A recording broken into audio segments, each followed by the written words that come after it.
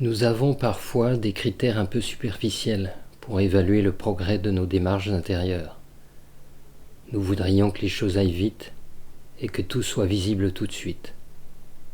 Or, dans notre existence, beaucoup des mouvements essentiels ont lieu dans l'invisible ou dans le sensible, pas toujours au niveau plus concret des sens. C'est d'ailleurs parce que nous évaluons les choses en surface de notre vie que nous sommes si souvent tentés de changer d'orientation, trop peu conscients que les avancées se produisent sur la durée et en profondeur. Ce qui nous amène à parler de persévérance. Persévérer, c'est permettre au mouvement dans les strates profondes de l'être d'arriver à maturation, avec le temps. C'est un vrai défi pour le personnage social qui scanne en permanence et de façon linéaire les fruits de ses entreprises.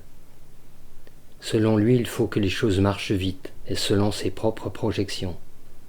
Il dit « Si j'investis du temps dans quelque chose, je veux voir les résultats, sinon je fais autre chose. » Mais persévérer, c'est accepter de ne pas toujours voir les résultats que l'on attend, et savoir aussi que les bénéfices ne peuvent se produire que dans la constance, en gardant un cap unique et en n'en déviant pas. Une part du défi spirituel se tient là, dans cet engagement à contre-courant des habitudes contemporaines. Je reprends une image populaire, entendue il y a quelques décennies pour éclairer ce fait. Lorsque quelqu'un creuse un puits pour accéder à une nappe phréatique ou une source, il doit persévérer et continuer de creuser le même trou dans la même direction pendant le temps nécessaire, et non pas commencer à creuser un autre trou à côté parce qu'il ne trouve pas la source assez vite, ou parce qu'il voudrait compléter l'expérience du premier trou avec un autre pour enrichir le processus. Nous sommes donc parfois à l'image de cette personne qui creuse de multiples trous et se désespère ainsi de ne pas accéder à la source. Il est nécessaire évidemment que l'engagement soit juste et approprié. Il n'est pas question de persévérer dans l'erreur. Mais une fois assuré de ce discernement, il est bon de veiller à ne pas écouter toutes ces petites frustrations, déceptions et doutes comme des intuitions qui nous inviteraient à chercher du neuf ailleurs.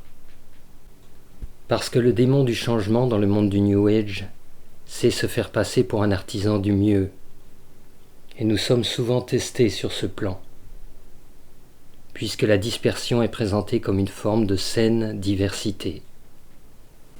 Sur ce parcours persévérant, les temps du doute et des tempêtes doivent être également valorisés, non comme des signes qu'il faut se sauver ailleurs, mais comme des occasions de persévérance. Et quelle noblesse de l'âme dans le fait de garder le cap malgré tout, contre vents et marées.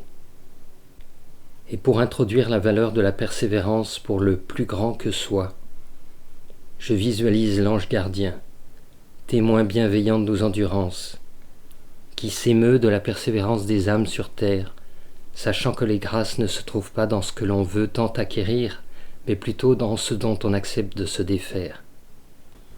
Accepter d'avancer sans tout voir s'apparente à la foi, et poursuivre un chemin droit avec détermination et confiance est un message fort, semblable à une prière vivante que l'on envoie au divin, la vraie source recherchée, plus encore que les bienfaits personnels et palpables que l'on voudrait obtenir de nos efforts dispersés dans tous les sens.